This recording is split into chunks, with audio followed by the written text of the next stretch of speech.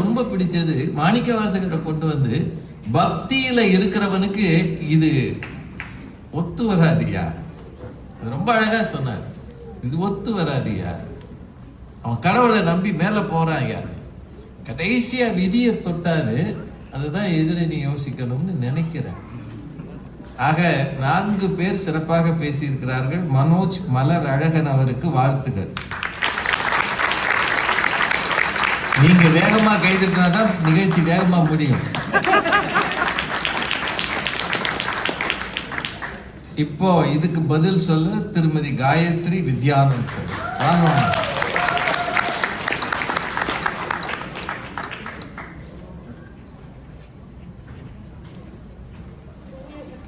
மைக்கு of பண்ணிட்டு போயிட்டார் இல்லையா?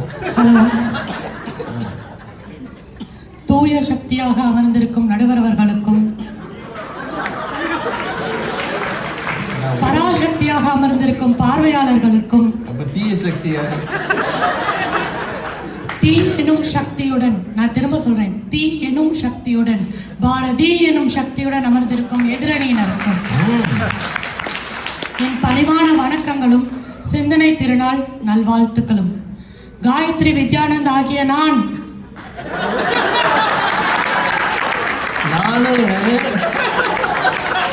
எங்க அணிக்காக பேச வந்திருக்கேன், அவ்வளவுதான், வேற ஒண்ணும் இல்லை. சகோதரி சரண்யா அவர்கள் பேசும்போது எங்களை சுயநலவாதிகள் அப்படின்னு சொன்னாங்க. நீங்க நல்லவரா கெட்டவரா அப்படின்னு அடுத்தவங்க கிட்ட கேட்டு கால்குலேட்டிவா பழகிற அவங்கெல்லாம் பொதுநலவாதிகள். And the hero and the villain அப்படின்னு அக்செப்ட் பண்ணிக்கிட்டு ரெஸ்பான்சிபிலிட்டியை எடுத்துக்கிட்டு அக்கௌண்டபிலிட்டியோட வாழ்ற நாங்க சுயநலவாதிகள். புதுசா இருக்குமா? ரொம்ப புதுசா இருக்கு. தீதும் நன்றும் பிறர் தர வாரா என்னும் தாரக மந்திரம் சமத்துவம் உரைக்கிறதுன்னு நான் சொல்றேன். உன்னை நான் காப்பாத்துறேன்னு யாராவது சொன்னா கும்புற சாமின்னு யாருக்கும் குனிஞ்சு கும்பிடு போடணும் தேவையில்லை. நீங்கள் அனுமதிக்காமல் உங்களுக்கு நன்மையோ தீமையோ யாரும் செய்துவிட முடியாது. இதை புரிஞ்சுக்கிட்டாதான் அடுத்தவங்க கிட்ட இருந்து என்ன ஆதாயம் எடுக்க முடியும், மற்றவங்களால என்ன பிரச்சனை வரும்னு யோசிக்காம ஒரு சமத்துவமா சமுதாயமா சந்தோஷமா சேர்ந்து வாழ முடியும். இதுதான் தீதும் நன்றும் பிறர் தர வாரான்னு சொல்றது. இதை நாங்கள் சொன்னால் பொருந்தாதுன்னு சொல்றீங்க.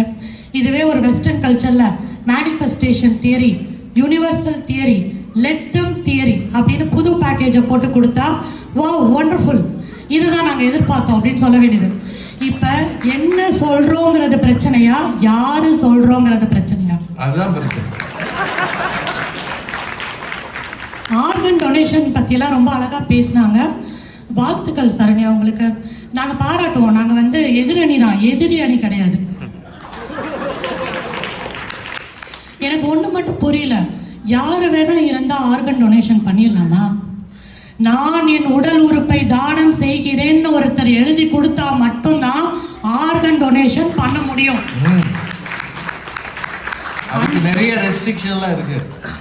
அந்த ஆர்கனை நீங்க டிரான்ஸ்பிளான்ட் பண்ணாலும் உங்க உடம்பு அதை அக்செப்ட் பண்ணணும். ரிஜெக்ட் பண்ணா ஒன்றும் பண்ண முடியாது. இதை தான் நாங்கள் சொல்றோம். பிறர் தர வாரா, உங்கள் அனுமதியின்றி பிறர் தர வாரா. சோஷியல் மீடியா பற்றி பேசுனாங்க, இன்ஃப்ளூயன்சிங் மார்க்கெட் பற்றிலாம் பயங்கரமாக பேசுனாங்க. எனக்கு என்ன புரியலன்னா, அவங்க வச்சிருக்கிற சோஷியல் மீடியா அக்கௌண்ட் என்ன அவங்க அப்பா அம்மா எழுதி கொடுத்த சொத்தா, நீங்கள் படித்து வாங்கின பட்டமா, இல்லை ரேஷன் கார்டு அது இருந்தால் தான் தருவேன்னு யாராவது சொன்னாங்களா? சொந்த காசில் சூனியம் வச்சுக்க வேண்டியது. அப்புறம் வந்துட்டு இது இவங்க பண்ணிட்டாங்க அவங்க பண்ணிட்டாங்கன்னு கதைன்னா என்னங்க பண்ண முடியும்?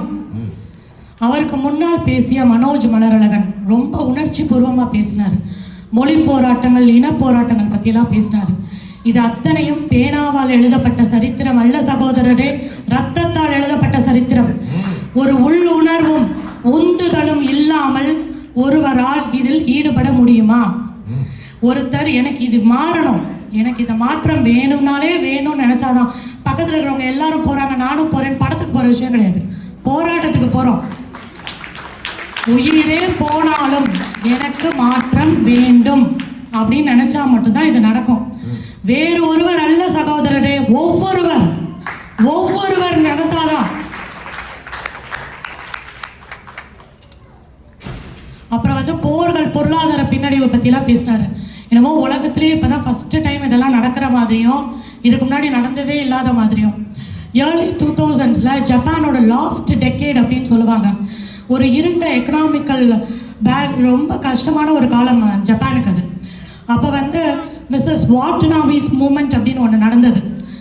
அப்படின்னா என்னென்னா, வாட்டனாபிங்கிறது இங்கே இருக்கிற ஆவரேஜ் ஜோ மாதிரி ஒரு காமன் நேம் ஹவுஸ் ஒய்ஃப்ஸ்க்கு. ஜப்பானில் இருக்கிற ஹவுஸ் ஒய்ஃப்ஸோட காமன் நேம். அவங்களாம் என்ன பண்ணாங்கன்னா, அவங்கக்கிட்ட இருக்கிற சிறுவாட்டு காசை வச்சு ஃபாரெக்ஸ் ட்ரேடிங், கரன்சி ட்ரேடிங் பண்ணாங்க. அது பண்ணி அவங்களோட குடும்ப பொருளாதாரத்தையும் நாட்டோட பொருளாதாரத்தையும் குளோபல் ட்ரேடிங்கையும் மாற்றினாங்க. அதாவது சேஞ்சு வேணும்னு நினச்சா உங்ககிட்ட இருக்கிற சேஞ்சை வச்சு குளோபல் மார்க்கெட்டையே சேஞ்ச் பண்ணலாம். இதை நாங்கள் சொல்ல, திருவள்ளுவர் சொல்றார், எண்ணிய எண்ணியாக எய்துவர் எண்ணியர் திண்ணியர் ஆகப்பெறின். செயல்ல இருக்கணும். இது தீமைக்கும் பொருந்தும். கெடுவான் கேடு நினைப்பான்.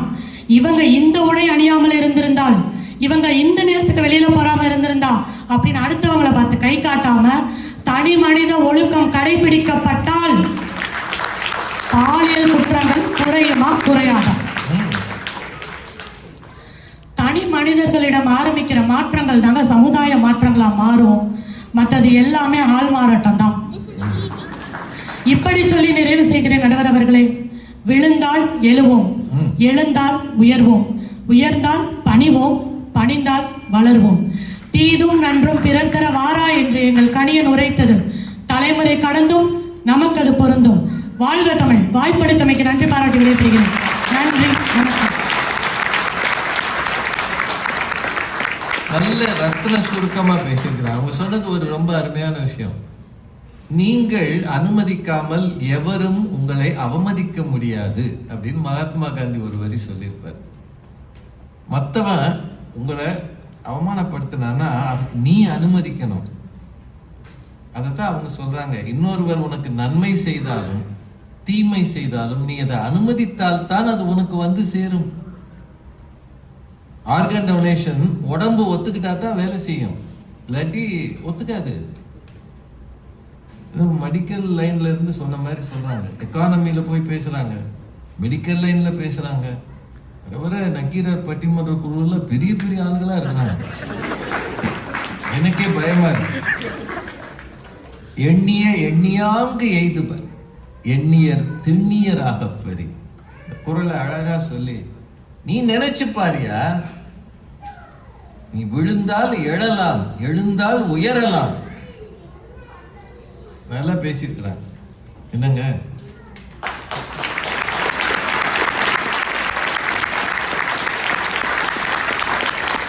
இந்த மாதிரி அப்பப்ப கை தட்டினீங்கன்னா அடுத்து ஒரு ஆள் சந்தோஷமா வரும். வாங்கம்மா, திருமதி வள்ளிக்கண்ணு முத்தையா.